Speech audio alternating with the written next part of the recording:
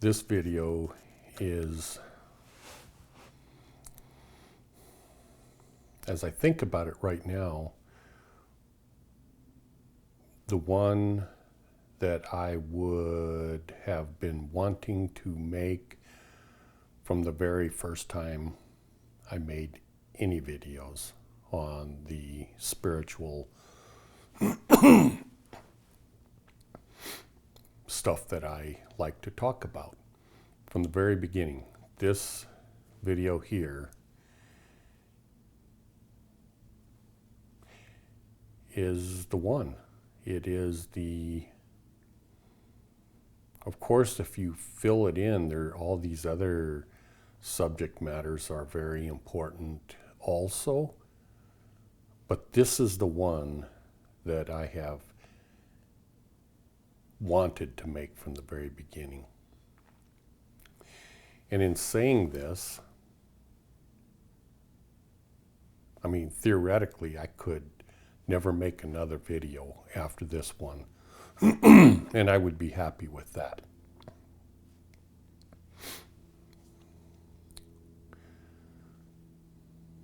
But the entire concept of this video is at the same time, the subject matter is something that part one and part two is one. Part two, I would have to say, I reluctantly think that it is the most deleterious thing that I could ever teach to anyone on the spiritual path.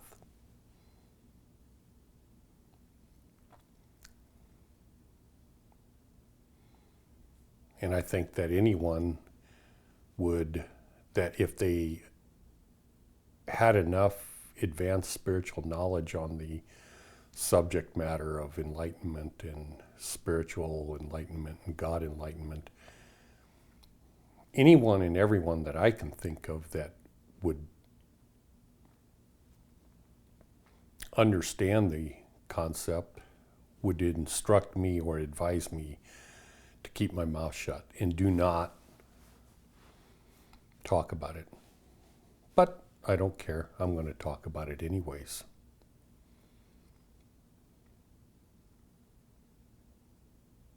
And who cares what the consequences are?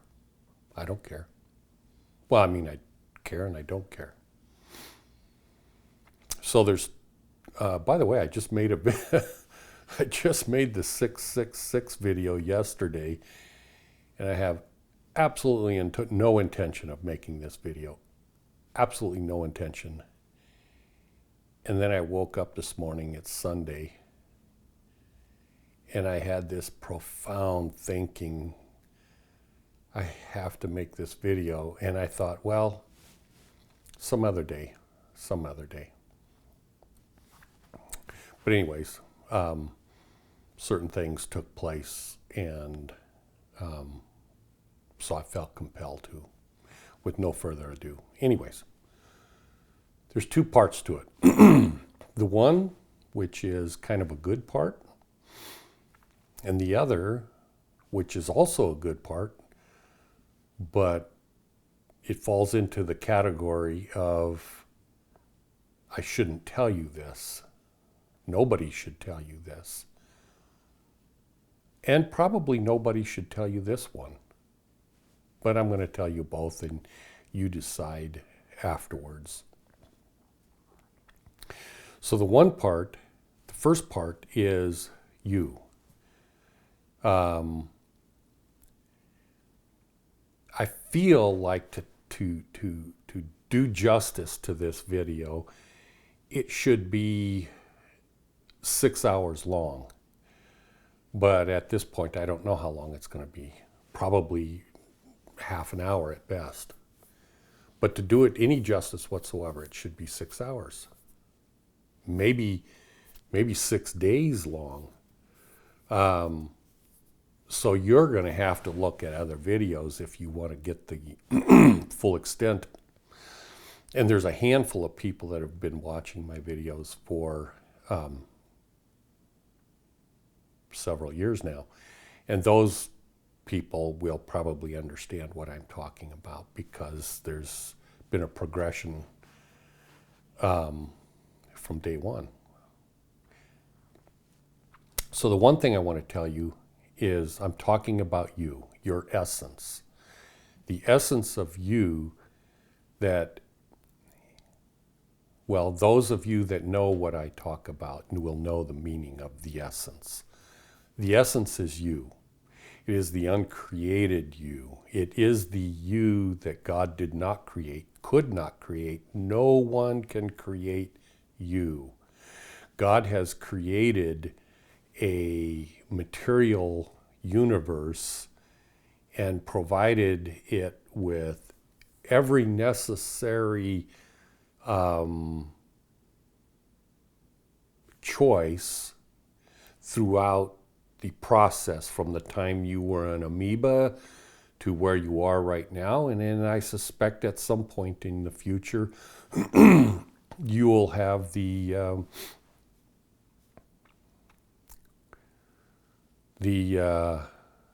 on your lapel, you're a god.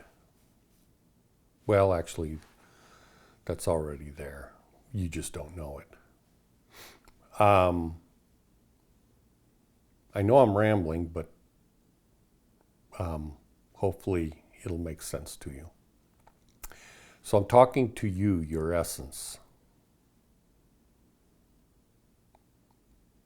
You develop yourself through the choices you make.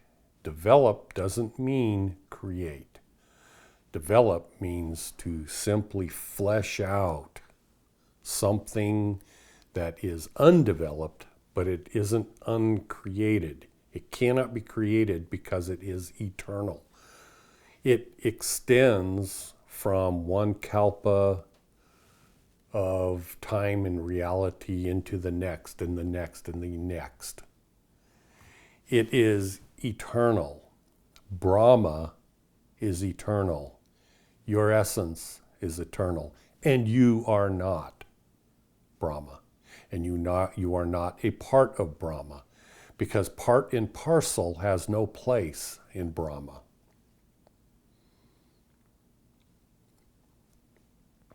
It is beyond. It is the finite mind, the brain of intellectual people cannot comprehend the concept of no time, no space, no separation, no unification. There is no, I'm not going to go any further. I think most of you know what I talk about and teach. But that essence of you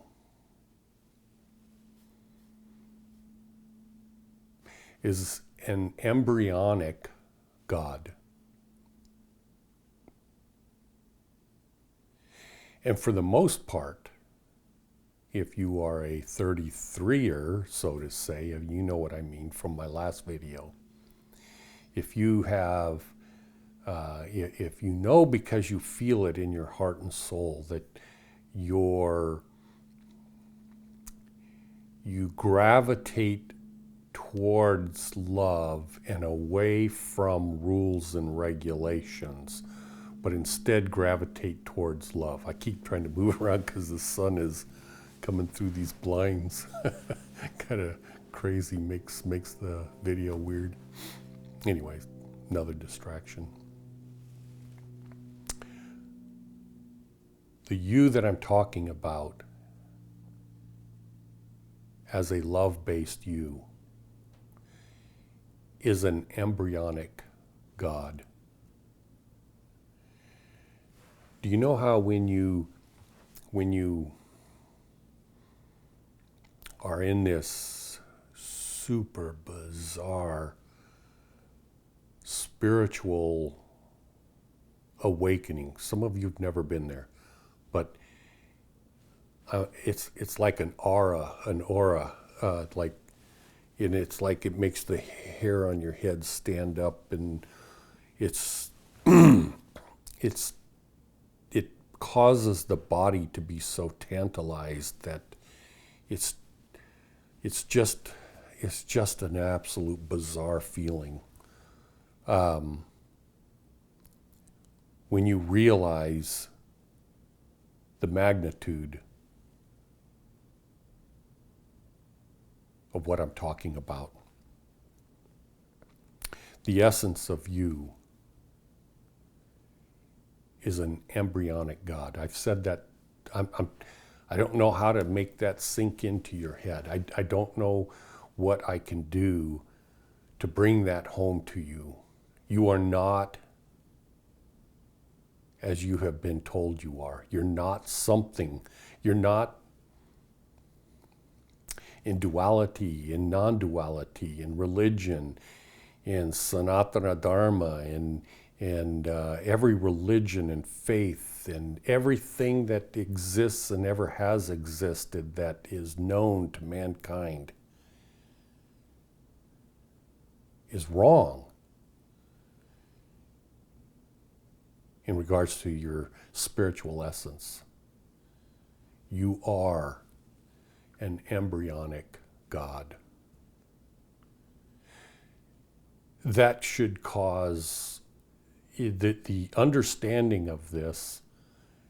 I mean, you study scripture and you talk about Shiva and you talk about Jesus and you talk about Buddha and you talk about Krishna and you talk about God and you talk about all these.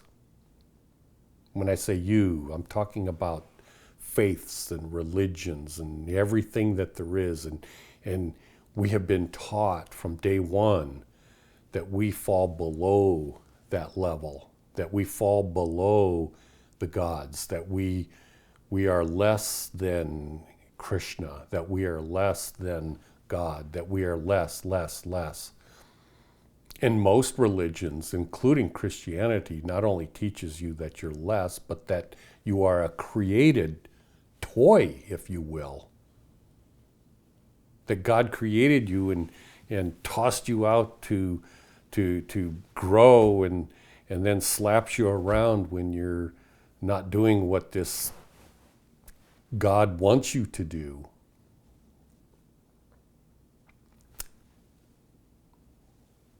That is not true.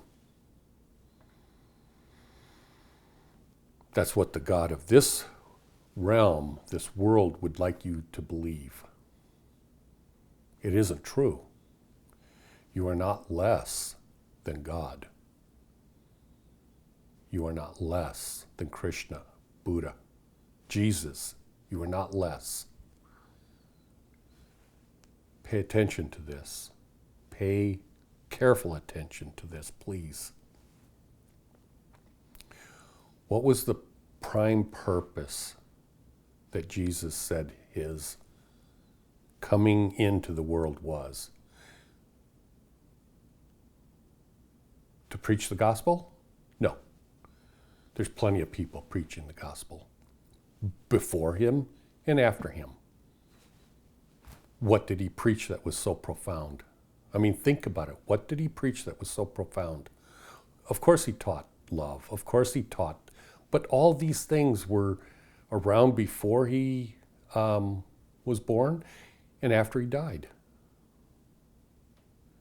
What survives to this day, 2,000 years later, that was so profound that so-called the Son of God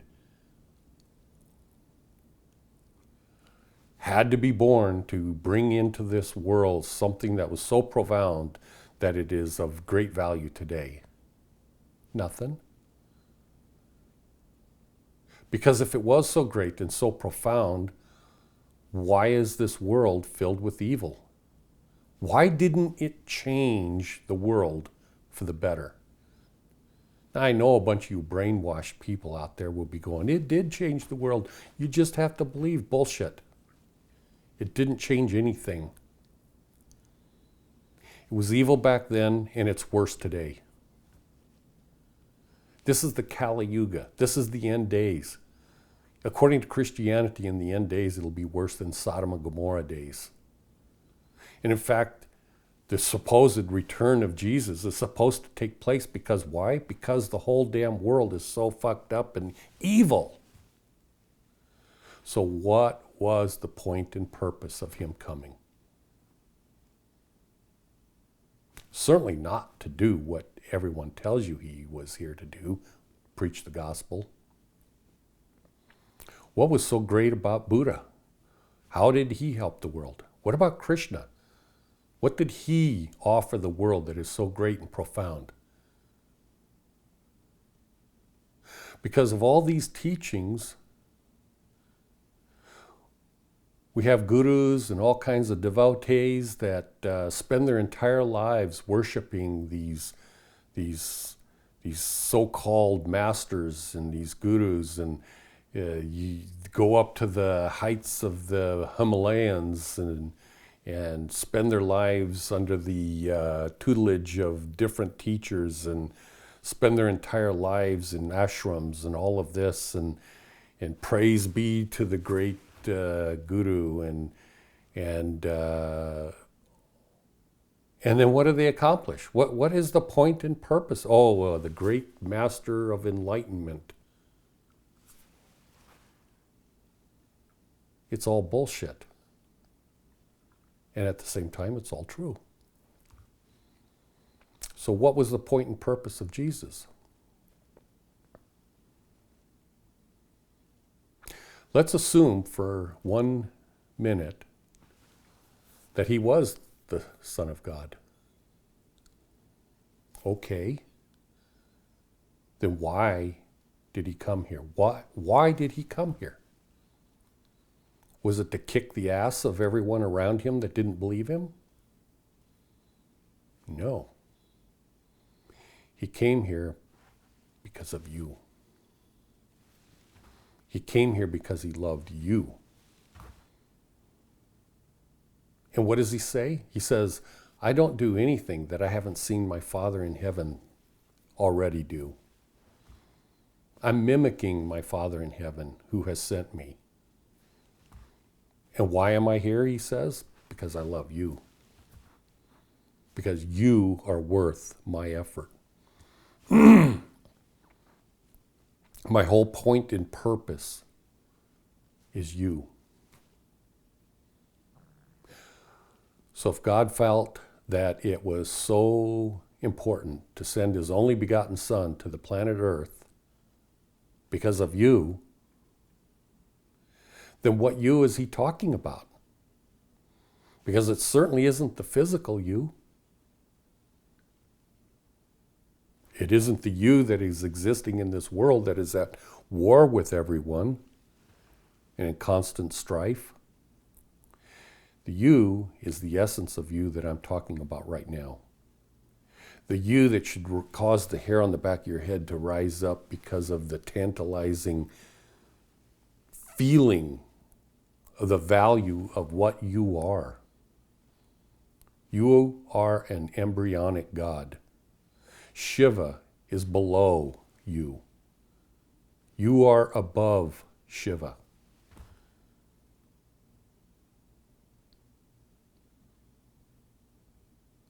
If you worship something below you, you can never rise above that. If you worship Jesus, you can never rise above Jesus. And if you never rise above Jesus, then you have betrayed Jesus.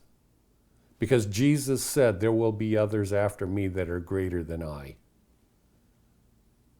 And those that are greater than him are greater because they love him.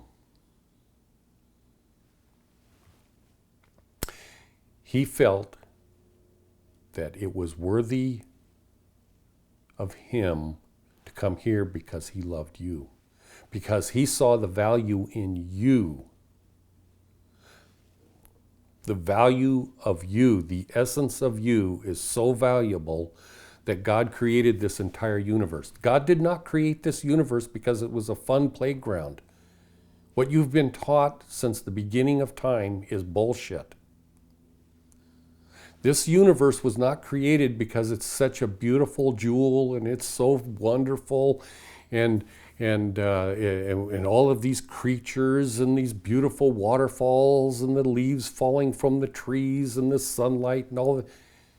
It's all crap. And at the same time, it's beautiful. And it's all created for you. You. God did this for you, not for him. God did not create the universe as an entertainment for God. God created it for you. You are the jewel that God values above anything. All of creation pales in comparison. There is no comparison. All of creation is just created for you. You are an embryonic God.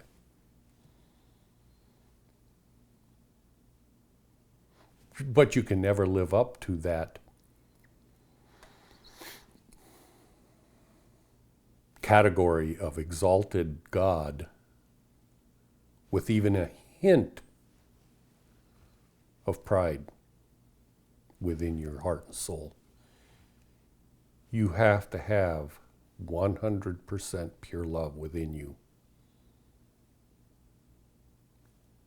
And as that being, you don't need rules and regulations. You don't need power and authority. Power and authority, that's for the lower gods. That isn't for you.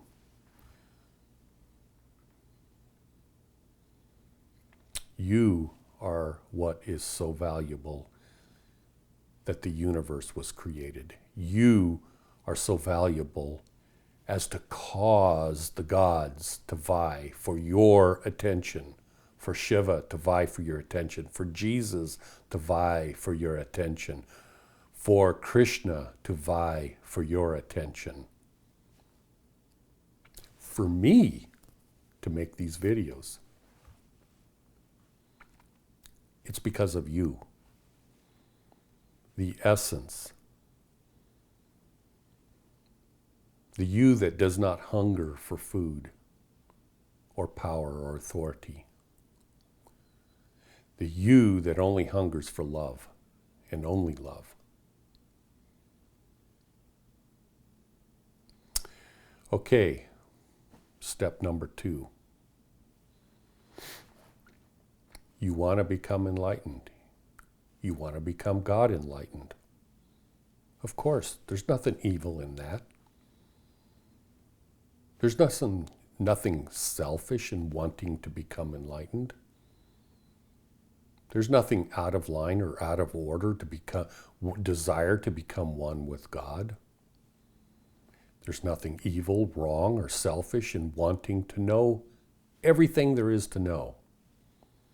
There's nothing evil or selfish in wanting to become exactly like God. There's nothing evil or selfish in wanting to become greater than Jesus, greater than Shiva, greater than all the gods. There's nothing evil if and only if 100% love resides in your essence. Because you have to get there if you're going to become one with God anyways. And then you will have pure love and devotion for Shiva, even though Shiva is Satan or Jesus or Krishna or Buddha or anyone or any of the gods and all of the people, no matter how ignorant or how intelligent they are. So step number 2, you want to become enlightened. This is the part I've touched on before in the past, and I'm going to make this crystal clear. You don't want to hear this. You don't want to know this because I didn't want to know it. I didn't want to hear it. Nobody told me this. And if they did, it was in a former life, not in this life. But this is something that I'm telling you anyways. All religions and faiths, I don't care what they are distractions.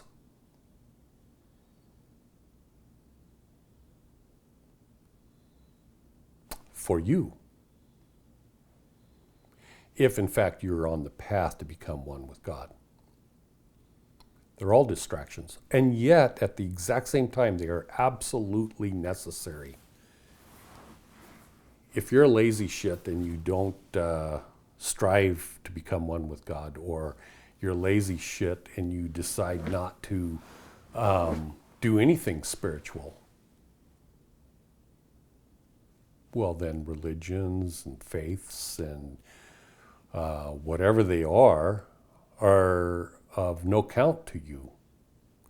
And then you happen to be living a life that isn't yet ready to move on to the other spiritual paths that you will in future lifetimes if in fact you have love in your heart and soul.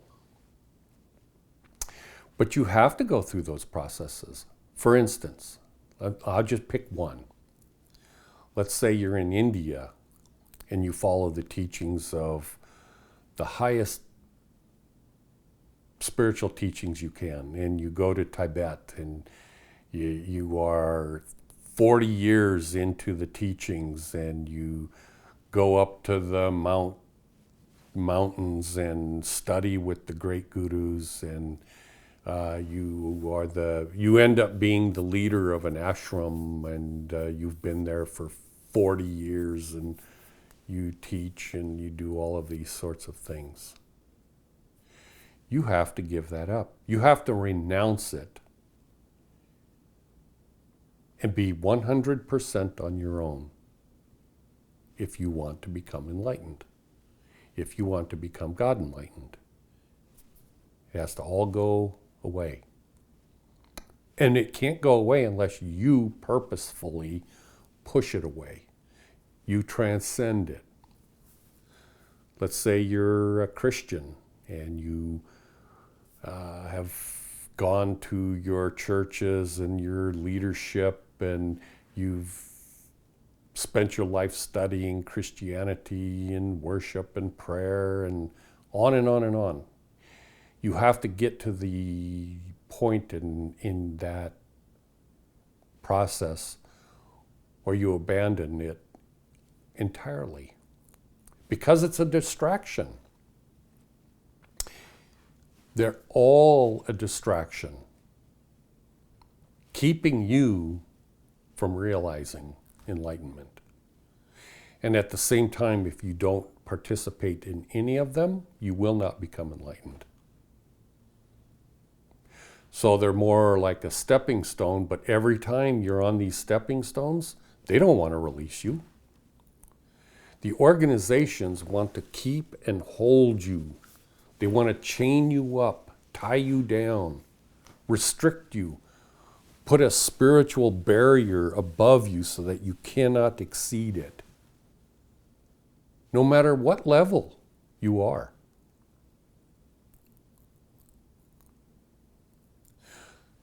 So I'm saying something similar to both what Jesus and Buddha said, but I'll use my own words because I'm me. And that is, you can't follow me because we're all different. All you can do is love me. You can love Jesus. You can love Buddha. You can love anyone, any organization that take the individuals, you can love them. Consider them your friends. But you have to abandon and be entirely on your own with no one to rely upon. No one dead, no one alive, no anything. And the only thing left is the essence of you and the God that isn't revealed in this reality and will never be revealed in this reality. When I say you can become one with God in that you can become God enlightened, that does not take place on this reality plateau. The you that I'm talking about can realize it, but that particular you isn't here either, because this is a physical reality, and you are not physical. So those are the two things I wanted to bring up. The last thing that I wanted to bring up, which is what I already brought up, which is all faiths and religions are a distraction.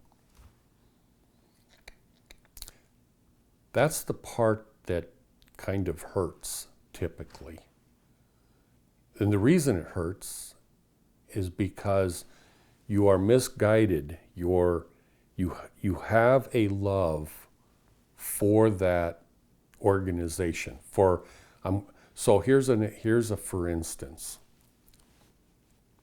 You have a neighbor that helps you fix your car and do this and do that. And that neighbor happens to be very kind and generous. And you love that neighbor. And then you find out several years later, the neighbor is still your neighbor, and there you still have this great relationship with the neighbor. And maybe the neighbor is a spiritual person too.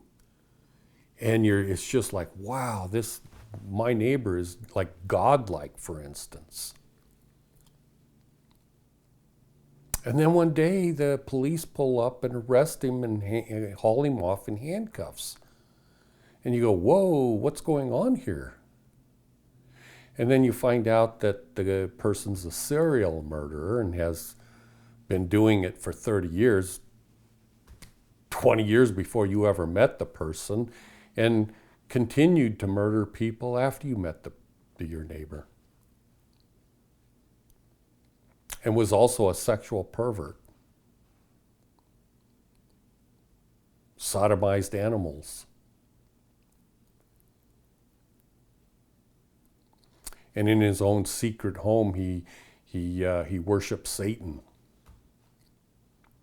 But you worship this person because you thought this was your best friend. Until you were destroyed by the reality that, in fact, you created a straw man. You created a neighbor that wasn't real. And then you fell in love with this unreal neighbor that never existed. It's very similar to the teaching of the rope coiled up in the dark corner and mistaking it for a snake. Religions, faiths, they're all the same thing.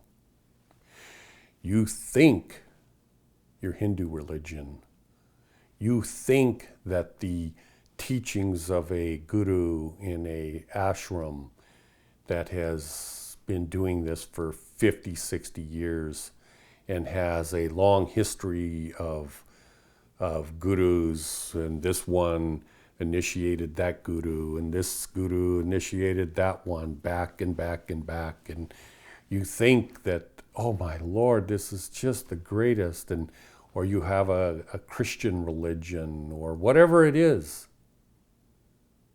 and it goes back for generations or whatever. You have fallen in love with something that isn't real. Just because it hasn't been revealed to you yet, that's because you are still in the ignorance of believing something that isn't real. And you can't release it because it's what your foundation is built upon.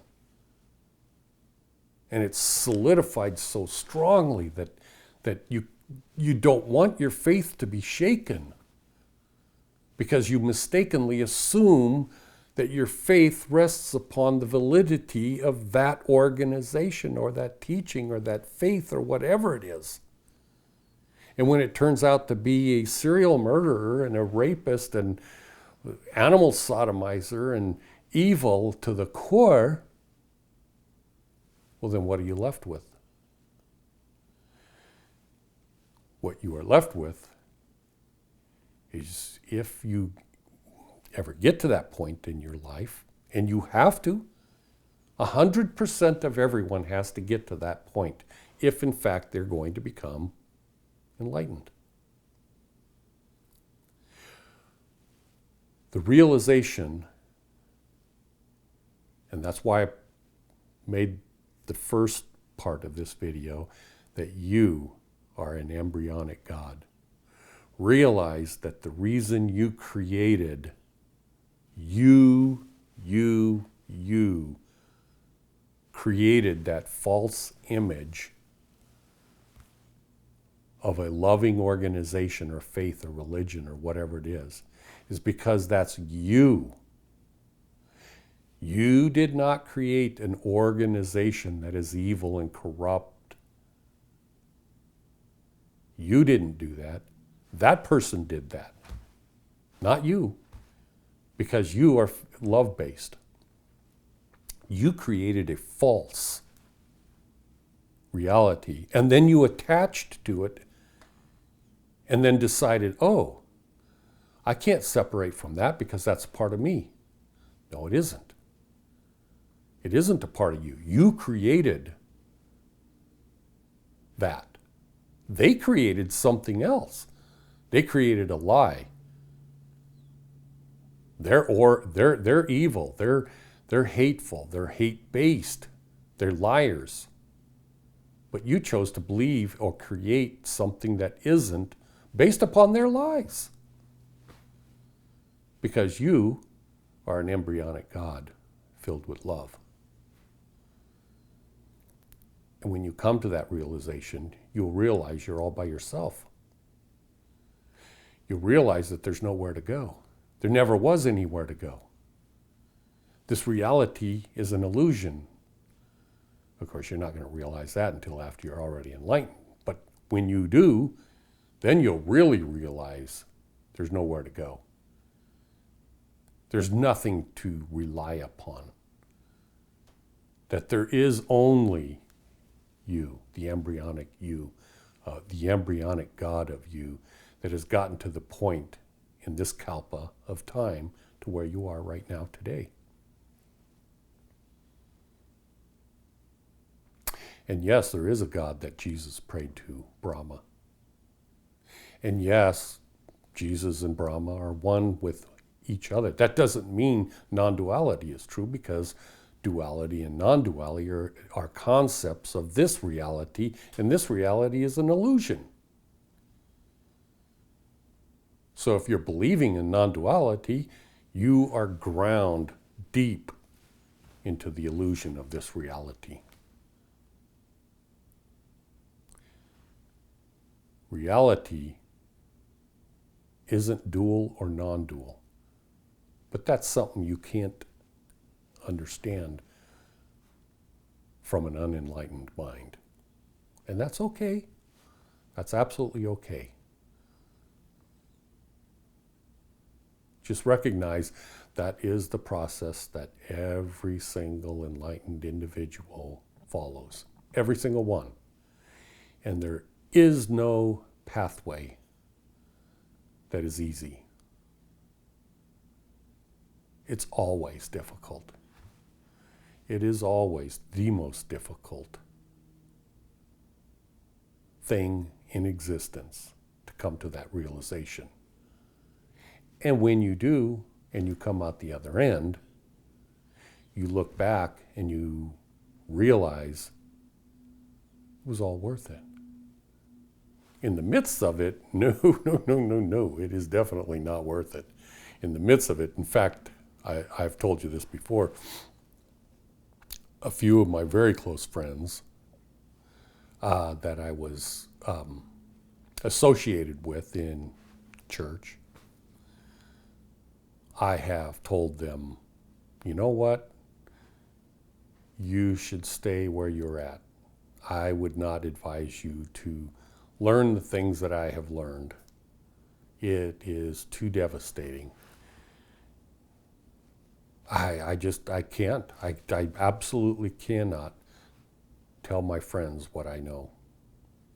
I don't want their lives to be totally turned upside down and destroyed. They're living a life that is too happy.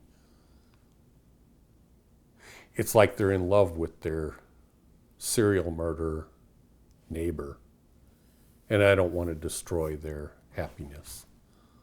Let them live. They're not going to get harmed anyways. They just live in ignorance.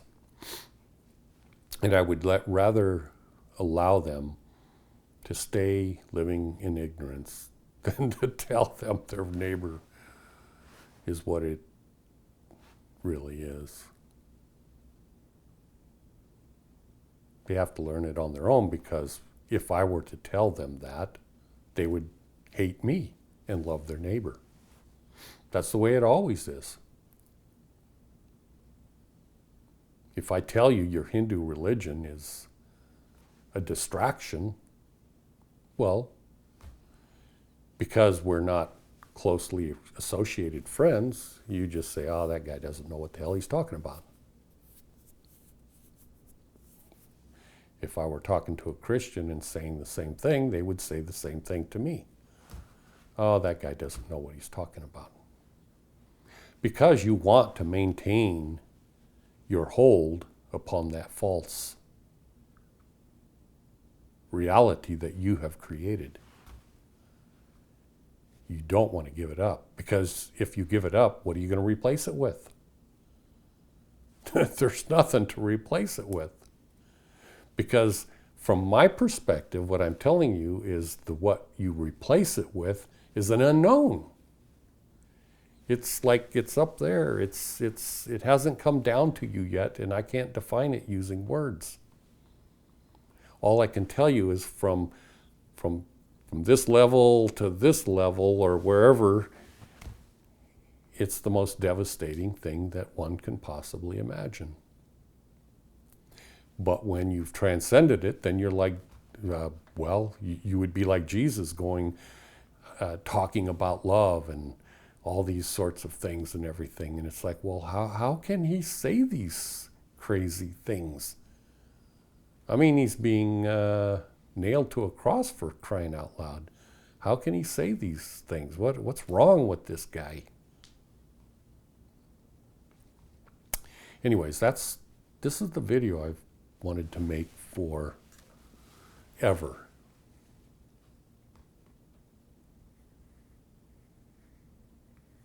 And at the same time, I don't want to make it because I don't want to destroy your false relationship with whatever it is that you think is real.